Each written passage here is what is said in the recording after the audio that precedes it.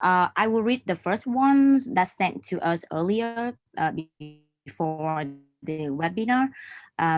They're mostly about the batches about the solutions that our speakers could recommend for us.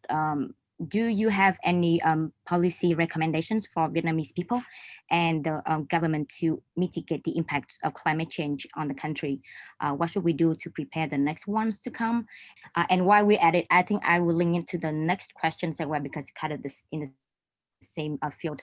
Vietnam is not a major emitter of greenhouse gases, which is the cause of climate change, but is strongly affected by the consequence of weather events. Should Vietnam prioritize investments in climate change adaptation or focus resources to improve its emissions reductions? Well, let me make a couple of comments. Firstly, I mean, you know, the general approaches to climate change are firstly, mitigation, which deals with trying to stop the problem. This relates especially to the Paris Agreement, cutting down on emissions and preventing us from going through 2 degrees warming and you know, not getting to 3.5 degrees warming and things like that. So Vietnam has a role to play there, but it's a relatively modest role. But it's an important role in terms of the global community, because you can influence other countries, and putting pressure on the United States and China and Europe is an important thing for Vietnam to do. The second part of the story, of course, then relates to, given the fact that climate change is already happening and we can't stop it instantaneously, we're going to have to live with some of the consequences, and therefore we need to prepare for them. This is generally referred to as adaptation, and it involves assessing possible impacts, assessing the vulnerability, and a lot of the things that Maarten talked about, and trying to build resilience, building better drainage systems, building ways to cut down on the kind of damage and loss of life, building warning systems such as have occurred for typhoons and major flooding. And there's been tremendous benefits from that kind of thing. And so that's the second major approach to dealing with climate change. And that's something that people in Vietnam can do at a local level and at a statewide level, regardless of what everyone else is doing. Thank you. Maarten, do you want to add more on that? Yeah, no, I think that was a very clear explanation. I think it is indeed important that that everyone in the world now does its part on the greenhouse gases. So Vietnam indeed has made a small historical contribution, but of course its economy is growing. So it's important that you develop that economy in a way that doesn't keep adding more and more to that global emission of these greenhouse gases. But it's important to realize that what we do on those greenhouse gases now primarily determines what track we are on for the coming decades. It has little effect on the disasters or the other climate impacts that we face today or in the coming few years. So sometimes people have felt that it's a sort of either or. Either we deal with the causes of the problem and we reduce the greenhouse gases, or we accept what's coming our way and we adapt to climate change. That is not the case. We will need both. So we need to reduce the greenhouse gases to avoid the long-term impacts, but also we need to deal with the impacts that are already with us today and will not go away, even if we reduce those emissions. So that is where the adaptation part comes in. And maybe one important thing to emphasize is that is partly about understanding what is changing in the climate. So some of that science that we were discussing before. But a lot of it is getting better at dealing with the variability and extremes that we already see today. So for instance, Vietnam knows it's got these storms, you know, and they may be getting slightly worse, and that is a problem. If it gets to other areas, that's a problem. In some cases, you may think about certain areas as safe, but now a storm surge may be coming further inland. Those are all important things to think about. But to first order, an early warning system is an early warning system. And a safe place to go to is a safe place to go to. And that doesn't change with climate change. So it's at the margins that you need to think about the changes. But to a large extent, it's doing more of what we already know works. to deal with climate variability and weather extremes that we already see today. I'll just add one more thing. I've often talked about this. I really think there's three legs to the stool. One of them is mitigation. One of them is adaptation. The third leg of the stool is information. And so Maarten just referred to having knowledge about what's going on and dealing with it. But, you know, where does that information come from? And often the information is not as available or as good as it needs to be. This is especially so in social sciences, but even in the physical sciences, even in the weather realm and the climate realm, the information is not as good as it needs to be, and it can certainly be better. And so Vietnam can also play a role in building a better information base in order to make really good decisions about what to do in the future. Absolutely, and investing in a young generation of scientists. I think Vietnam National University, for instance, is building strength also in issues like delta management, and so investing in that knowledge capacity is going to be a very important piece for dealing with current variability extremes, but also for understanding and dealing with what is changing in Vietnam and what's coming your way. And I think, I mean, I agree with Kevin around the value of education, and think, you know, the sort of approaches that are taken and aren't really used at the moment so much, perhaps in Vietnam, I don't know, but community scale approaches tend to work very well. And we use that quite commonly now in the UK, and I know other countries. And you know, this idea of educating through communities or monitoring or knowing your emergency response plan for different events through a community level and engaging that community, I think is a really key thing to think about. The other thing I was looking at is I was just looking at the makeup of carbon dioxide emissions in Vietnam, and it's a little bit different from certainly the UK's profile. And I think that I mean, you only produce about 0.5% of the world's carbon dioxide emissions, but so, you know, you're quite right that you're producing I suppose a small amount of carbon dioxide, but it is increasing each year still. So it's thinking about how to make efficiency improvements, how to avoid using certain parts of types of carbon dioxide. You know, transport is about 20% of your emissions. So moving to cleaner modes of transport is key, I think. And the other, I suppose, large proportion comes from the power generation. So thinking about clean energy and moving towards that transition to clean energy sources, and efficiency improvements in industry as well seem to be key here in terms of policies. The word that's often used is decarbonizing the economy. And you know, in Vietnam, there's a lot of motor scooters, but I don't know how many electric bikes there are. Yeah, And it's thank you. that this is there are often big win-wins, right? So, for instance, reducing the carbon footprint, as people call it, so the amount of contribution to this global warming, for instance, due to those scooters, is one thing, but it also reduces the local air pollution, so the quality of the air that you breathe. And that has enormous health impacts as well. So you get a direct, immediate local benefit of those environmental measures, as well as the global part. Thank you. Thank you everyone for the answers. I think we have questions from the attendants earlier.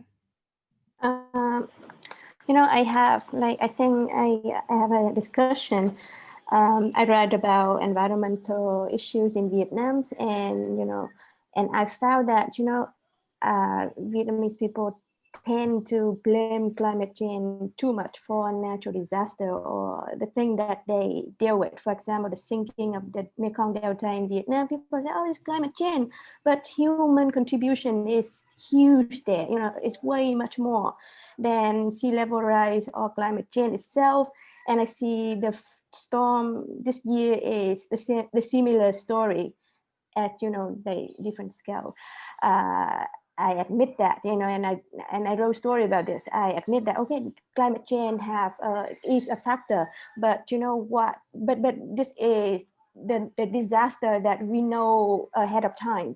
A lot of experts that I talked to said, oh, we know this in advance. Early this year, we know that it will be extreme rain coming, and with a lot of, you know, with a huge amount of water, and therefore, you know, like there is a gap of, but also, you know, like there was a lot of human mistake in this disaster. For example, you know, the people, like there was information, but the communication to the people who be affected is not work, and then the resilient capacity is not there. You know, the land was so, you know, the capacity to hold water is reducing, and you know, the people were yeah, I don't know if the storm is really or not, and then they didn't really evacuate before it's too late at midnight on October 17, when people like help me, but you know, like the whole rescue system was overloaded. So then I think it's like, okay, and I think Maarten, you talk about it, like there was a gap of information, how to train to bring that information that's available, you know, because we have experts, we have technology, to the people who really need it. You know, like I think, you know, for example, you know, what the lesson that we learn, Vietnamese people learn here is, okay, there's gap that we need to fill, and that's the gap of, you know, real effective communication, and also building the capacity of the people at the vulnerable area, because the country can't do charity work years on years. So what is your comment about this? Can I take a first go?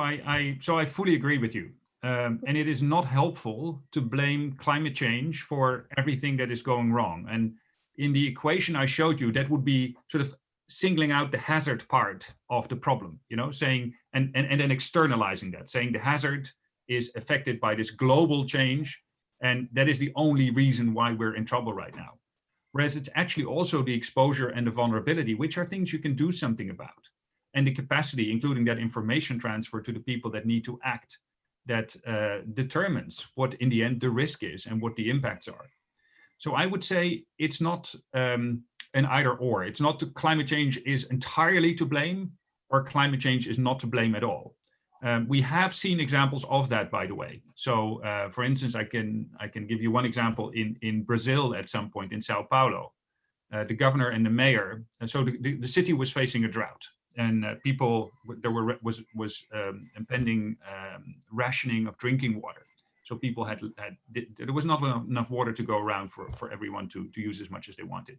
So people were complaining. And then the local mayor and governor of the state of Sao Paulo were blaming global climate change for that problem. So there we did a similar analysis as some of the attribution analyses that we discussed in the presentations before, and actually found climate change is not changing the risk of drought there. But of course, the city of Sao Paulo had increased a lot, and per capita water use had increased a lot. So of course, if you then don't upgrade the capacity to supply water, you're in for trouble. So that is one example where actually blaming climate change was misguiding the solutions that were needed in that place, which just needed to think about the water supply to that city. In most cases, it is a combination. So for storms in Vietnam, I think you are facing a higher risk because we are expecting the most intense storms to be fueled by the warming climate. Now, what you need to do about intense storm in Vietnam is largely all those other things. So it is ensuring that you think about how vulnerable people and assets and economic sectors in Vietnam are to a storm and what you can do about it. And indeed, that you think about the communication, especially to the vulnerable groups, and ensuring that they have the, first of all, get the information, but also have the ability to act on that information. That is, by the way, also a really critical role for the media, and why I'm so happy we're having this discussion. Yeah, Kevin, do you have further take on this too? Well, you know, I mean, I just endorse what Maarten just said. It highlights the need for information, and the focus of my talk was to try to bring some understanding that, yes, weather goes on, we have storms, we have all kinds of things going on anyway, but there's this pervasive change in the environment that is apt to affect all of these weather events in some shape or form. And the contributions may be relatively small in some cases, but in the case of things like hurricanes, where it relates directly to the buildup of heat in the ocean, and that heat is not just in the sea surface temperatures, but also well below the surface, it contributes to a lot more potential for really strong hurricanes and torrential rains. And so understanding which part of it is the climate change part is a part of that information base, and communicating the knowledge about what is going on and why it is going on, and whether you're going to see a lot more of this in the future because of climate change, or whether this is a one-off event because it was just a weird phenomenon. That's important information to try to communicate if you can gain that information. I suppose if I have anything to add, and I think that Maarten and Kevin have really well answered the question already, it's really that, you know, we're not well adapted anywhere, I don't think, in the world to current climate, actually, and current climate variability. And actually, it's thinking about that first when you're thinking of adaptation and how we need to change and manage the effects of climate change. Actually, in many cases, it's more of the same, or perhaps a slightly increase in intensity or increase in risk coming from that hazard. So it's an increase in hazard, but actually the things that you need to do to adapt are around, as what Maarten said already, the exposure and the vulnerability, and those aspects themselves have been affected by environmental degradation, caused by humans and caused by increases in population as well. So it's really thinking about how to address those type of things. In many cases, you're not planning for something completely new. You're planning for events that you understand, but they will be more intense in the future. And so it's trying to get systems in place to cope with that, and to cope with the current climate variability, as well as an additional kind of factor on top of that. Thank you, Hallie. Thank you, Kevin and Maarten. I think, Hallie, due to the time restriction, I think we will take one or two more questions coming in. If any journalists have more questions, I think this is a very rare chance for everyone to meet up with our leading experts in the field. And if they have any question, they can just shoot it here. And please keep it short. Thank you.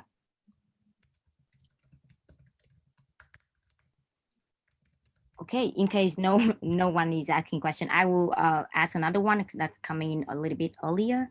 That as extreme weather. Can you wait one moment if there anyone asks before you? Yeah. Go? Anyone have Okay, question? I think. Yeah. Anyway. Go ahead, you. Sorry. Yeah, I showed this also from a journalist sending to me privately.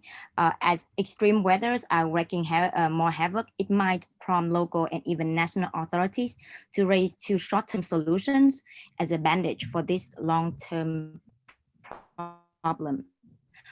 For example, building concrete structures like dike system to keep salt water intrusion out in the Mekong Delta, but that also might threaten the natural landscape in the region, and that might do more harm than good in the time that the drought and the intrusion don't come in.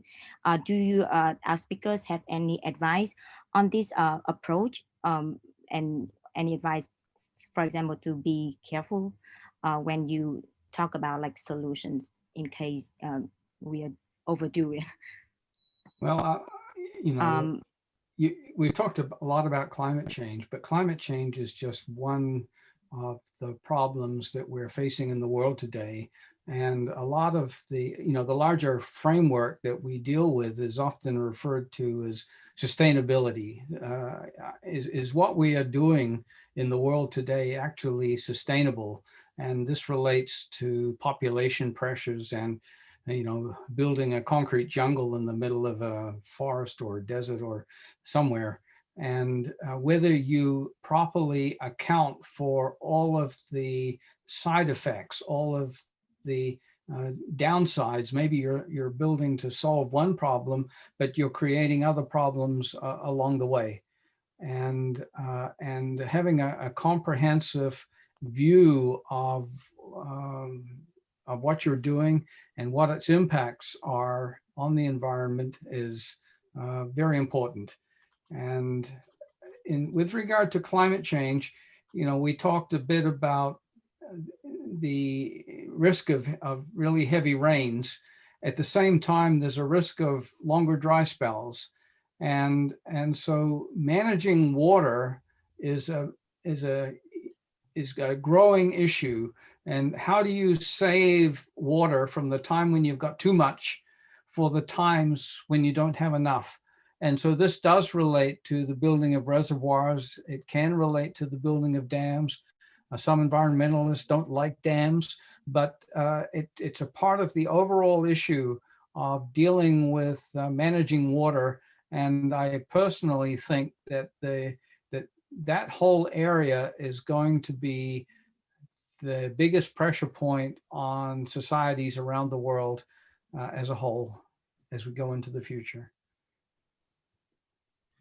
I would certainly agree with that. And I think it's important to emphasize that climate is not the only consideration there, but there is a tendency to look for short-term quick win solutions. And we need to look at the longer term from a variety of perspectives. And that's longer term in terms of sustainability of the solution in that landscape, but also a variety of stakeholders that may have something of value there, right? So it might be that you're building a piece of seawall to protect a city, but it is actually destabilizing a piece of the coast further down where other people are living. So they may be affected by what is a solution in one place, but a problem in another place. Or in the case of the Mekong Delta, there may be people that are, so some people may be more protected if you build hard infrastructure, but other people may lose their livelihoods if they're dependent on the ecosystems that are being affected. And what you will need is a mix of solutions. So I'm from the Netherlands. So for instance, in my country, we have been protecting ourselves from rising sea levels, but also sea level storms that were already a problem before. And that is allowing our economy to thrive. I would not say we should not have built that protective infrastructure. But now that extreme water from the rivers is also increasing, we're actually also setting aside more room for nature, which is partly for our enjoyment. So we enjoy those areas that we have at our disposal, but they're also keeping us safer because they allow the water to spread over a larger area where no people live. And it's the combination of hard infrastructure and nature-based solutions that often provides you the best outcome. But it is something that everyone in the country needs to be thinking about and coming up for solutions that work for everyone. So also in the Netherlands, this was a negotiated process that took communities, that took provinces, that took the whole country. It's a question of how much money you want to spend on it, but also who is affected and how. And giving everyone a voice and taking the time to make those decisions well is very important, rather than going for quick solutions. And that is often a little bit the problem if people are confronted with a big storm and there's an immediate call for protection, for instance, that we then rush to just build a seawall, for instance. Whereas it is important to think about everyone's interests and about the longer term. Thank you. Yeah, I'm sorry. I just want to announce that unfortunately, Hallie have to leave us because of conflicting schedules. So we'll have Kevin and Maarten here first for a few more questions. Okay. Any other journalists have a question? Otherwise, I have one question. Oh, I see one is coming in. Okay. You all come from coastal countries and suffer from many natural disasters. Would you mind sharing some of your experience to deal with this with natural disasters? Well, I can give you one example from the Netherlands. So we are now known as a very safe country in terms of sea level rise, but we've invested billions of dollars to get there. And we only invested after we had a big flood in 1953 that actually killed 2,000 people. And the International Red Cross came to the rescue of the Netherlands. There were people, even from Japan, for instance, coming to support the Netherlands to deal with those impacts. So it's often a disaster that then also can trigger a further level of protection. One interesting thing is that our first inclination was to build hard infrastructure, so to build seawalls to protect us from those storm surges. By now, it's a mix of hard infrastructure and nature-based solutions. The second important realization is that we always thought of ourselves at risk of flooding, and both flooding from the sea, so due to sea level rise and storm surges, but also flooding from the rivers. You know, we're in a way like you're at the Mekong Delta, we're at the delta of a couple of big European rivers. So it's also the water that's coming down those rivers into the delta that is a risk for us. And we always thought we needed to get rid of the water, and we were concerned about sea level rise making it more difficult to get rid of the water. But the last couple of summers, we've actually had a problem retaining water. So this is a bit what Kevin was saying. Part of our country, we're very densely populated, just like most of Vietnam, and there's a lot of agriculture there. Parts of the country didn't have enough water. So our drinking water was at risk. Our agriculture had challenges. So now suddenly, instead of trying to get the water out as quickly as possible, we're trying to re-engineer our water management architecture to retain water and to ensure we've got enough of it in summers that are becoming hotter and drier. So that's also an example of the sort of compound risks. It's not just managing one risk, in this case, flooding risk, but it's managing all the different types of risks in one sort of set of solutions that in a combined way provide the best solution for society. That's a very good example, actually, and it's a big problem in many parts of the United States. You can see it in California. They have heavy rains, and the people who are responsible for preventing flooding, they build these great big concrete channels, and all the water goes running out into the sea. And then they have a long dry spell, have a long, dry, hot summer, and they don't have enough water. And the people who are supposed to supply the water are not the same people who are dealing with the drainage system. And so the management of water is not comprehensive. It's not end to end, and people don't talk to each other often, and different jurisdictions from local city councils versus cities versus states versus the federal government in the United States all have different roles to play, and often the communication is not adequate. On the East Coast of the United States, there is an increasing amount of what is called sunny day flooding.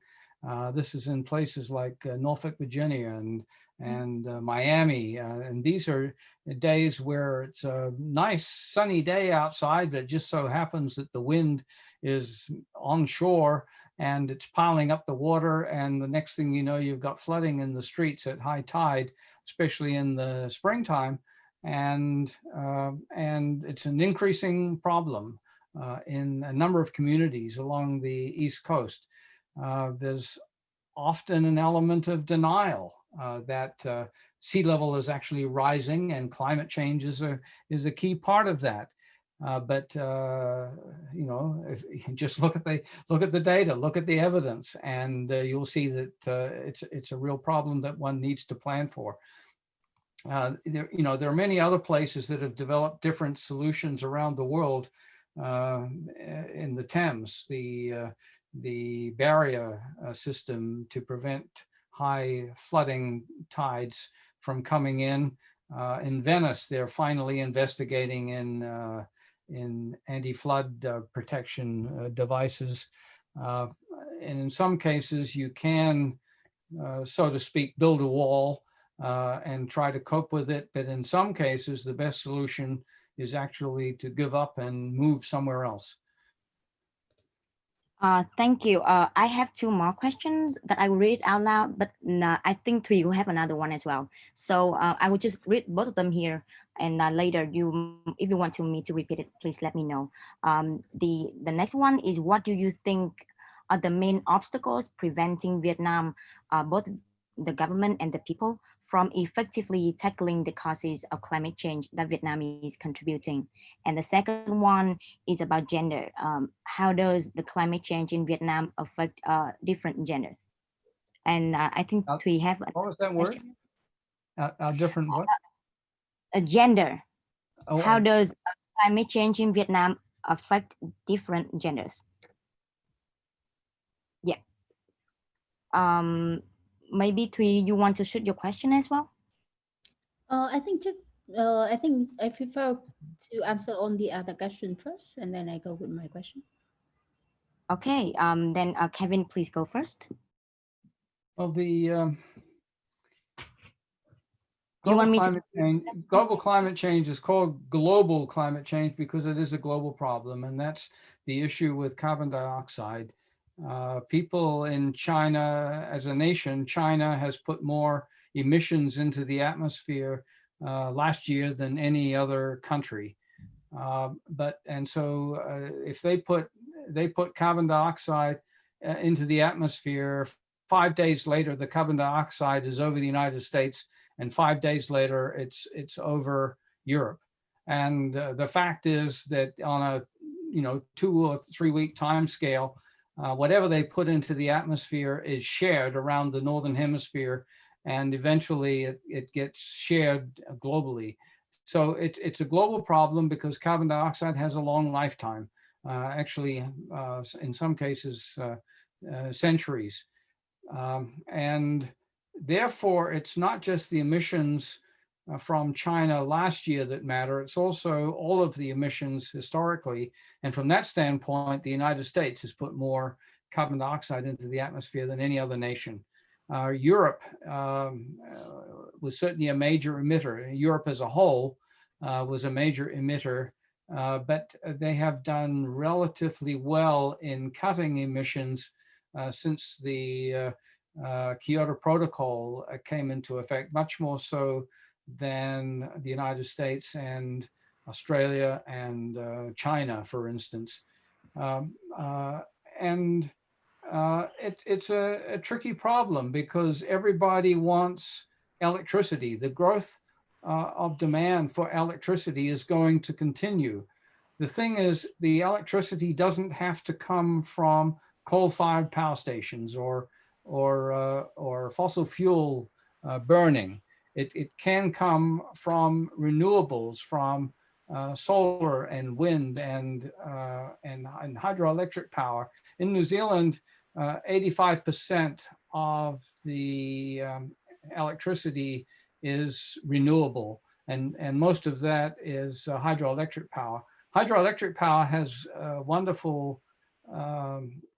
wonderful addition to it because it means you're dealing with water that is stored behind a dam, and therefore you can couple it with solar and wind, which are intermittent. There's no sunshine at nighttime, and you can use it as a form of a battery, a storage device. One of the other big frontiers is transmission. How do you move energy from a place where you can generate it to a place that actually needs it in the big cities? And so that's a big source of developments that are going on now, as well as battery storage. So these are all things that one can put into one's portfolio to help try to manage the fact that electricity demand is going to increase, but we don't want to generate that electricity by burning fossil fuels if we possibly can. So that relates to the mitigation side of things. Maybe I'll stop there for a moment. Okay, so Maarten, I sent the questions for you. Do you want to answer them? Yeah, shall I take the question on gender first? Yes. So I mean, you're obviously bigger experts on Vietnam than I am. So this is based on my limited experience in the country and sort of some general patterns about these differences in gender. As far as I'm aware, there's not a huge difference in disaster mortality among different genders, so between men and women in particular. But there are differences in their vulnerability to the economic impacts of disasters, and that relates to their role. More women tend to be reliant in their livelihoods on the informal economy, which tends to get hurt harder by disasters. They often face a double burden of having socioeconomic responsibilities in terms of the livelihoods, but also caring for their family, and especially then more vulnerable family members, such as children and elderly. So that also puts them in a more challenging role, also in the context of disasters and the aftermath. But I want to sort of turn the question around a little bit as well, because there is that sense of sort of victims and the vulnerable. What is interesting, and I think there have been a couple of examples in Vietnam as well, is that actually if you give more decision-making power to women, they have a very good understanding about the risks also facing those vulnerable groups around them, for instance, the ones that they care for in their own families. Especially the more sort of infrastructure-oriented or formal disaster management-oriented structures have traditionally been quite hierarchical, institutional, male-dominated government structures. But strengthening the voice of, in general, people across different layers, so more local voices. I mean, Kevin was discussing about the United States, but I think it's true everywhere. Linking national perspective on disaster risk to local knowledge is important, but then especially strengthening the voice of women, leading ways to reduce disaster risk in their local communities, but also feeding into higher level policies in the government, usually strengthens the awareness of the important risk factors and enables better local actions, but also better government policies for disaster management. Okay, thank you, Kevin and Maarten. The time is really running out. I think we'll have three questions at the last one, and we'll wrap it up. Hi, hello. Sorry.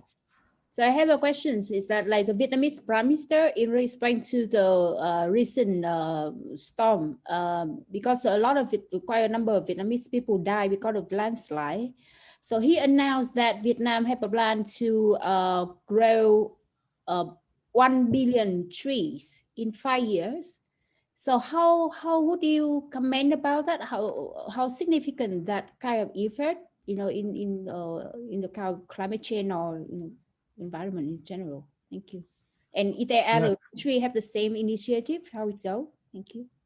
Yeah, trees are have become popular parts of solutions in a number of places around the world, and this relates to what is called afforestation and also reforestation. So growing trees back where they've already been cut down, and planting trees in places where perhaps they have not been before.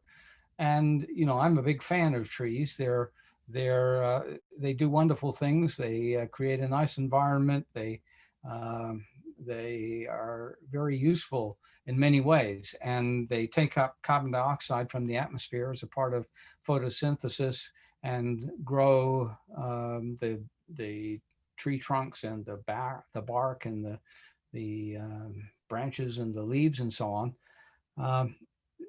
In terms of the overall climate problem, however, they're partly a transient benefit.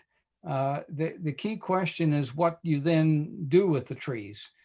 An old growth forest is actually neutral with regard to carbon dioxide. It takes up carbon dioxide and the tree grows, but then in the fall, in the autumn, the leaves and the twigs and branches and some dead trees fall onto the forest floor and they decay and they put carbon dioxide back into the atmosphere. And almost by definition, an old growth forest is actually neutral with regard to trees. And so if you want to take carbon dioxide out of the atmosphere, which is one of the things that's been advocated with regard to growing trees, you actually have to grow the trees, cut them down, and then grow more trees and not use the trees. You have to put the trees in a place where they're entombed forever, and it's really not very practicable. Another way of thinking about trees is that they're more like a renewable form of energy. You can use them actually as fuel or something like that, and you put more carbon dioxide back into the atmosphere, but then you grow another tree and you take it out again, and it just recycles carbon dioxide, but you don't actually add much overall to the total. And probably ultimately that's might be a useful way to think about trees, but certainly in the meantime, afforestation and reforestation, I think, is a very good step to take. And this can often have other benefits. People are very worried in the Amazon as to whether the amount of deforestation that has occurred there might have crossed some lines that actually begin to change the climate and mean that the trees can't actually grow back in the same way that they have in the past.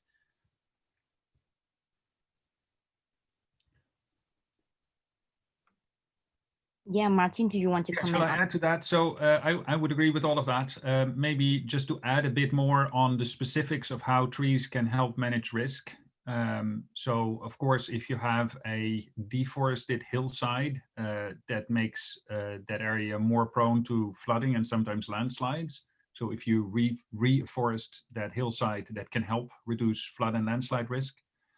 Similarly, at the coast, and we have actually had examples of Vietnamese Red Cross working on some of these programs, retaining the mangroves that are there, or in some cases replanting mangroves where they've been before, can buffer the coast against storm surges in more effective ways, sometimes even than hard infrastructure like dikes. So there are, and maybe an additional example is in cities. Trees help cool the cities, so they provide green spaces for just shade, but they also then help reduce the urban heat island effect of the city as a whole. So these are all sort of disaster risk management benefits from trees as well. So it's even nicer if you can do all of those things at once, right? You can take some carbon out of the atmosphere and you can have a benefit in terms of managing risk. This is partly why it's become a very popular solution, and what are people now calling nature-based solutions is an important part of the global strategies to deal with climate change. One word of caution is that it needs to be the right solution for the right place. So I also know of places where in the enthusiasm for these sorts of examples, for instance, pieces of coast that never had mangroves before, people were trying to plant mangroves because it sounded like such a lovely solution for that place. But actually, the reason there were no mangroves there in the first place is that it was just not a suitable environment for mangroves. So the mangroves that people tried to plant washed away really quickly again. There are also cases where people try to plant trees to cool down and regenerate the local environment. But actually, those trees ended sucking up groundwater and competed with the availability of water for other urgent uses. So then you need to choose the right type of tree for that environment and think about that whole system. So it's a bit similar to a message that we gave before. Don't go for a very quick win. There are very important places where trees can provide benefits to the climate in terms of greenhouses, gases, and in terms of dealing with climate risk. But it needs to be seen as a holistic pattern, and you need to look at the local context, what is the right solution. But with that in mind, I think it's a very laudable initiative, and I would commend the Vietnamese government also for that direction of thinking. And I would sort of advise to work like we've been saying before, work with the right information about the right solutions in the right place, and work with local communities, because that's maybe one final thing.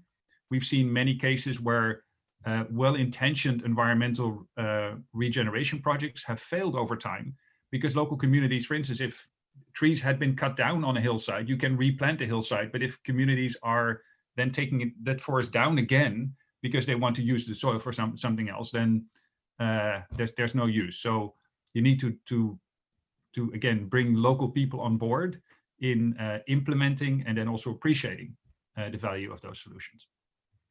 The other thing I would just add is that one has to be careful. You can't just grow trees everywhere without worrying a bit about the risk of wildfire and having fire breaks. And you can see in the western parts of the United States and in Australia how things have gone awry. And in fact, there are places that planted trees that were supposedly offsets for people traveling, and the offsets burned down. So one needs to worry a bit about the management of the trees a little bit as well. Okay, as the time has run out, I think that that is our last question for today's webinar. A big thank you for our speakers, Kevin and Maarten, for your presentation and all the helpful answers. And thank you for the journalists who have joined us today and sending in questions. We hope you have found this helpful for your work as well, and hope to have you join us for the future events.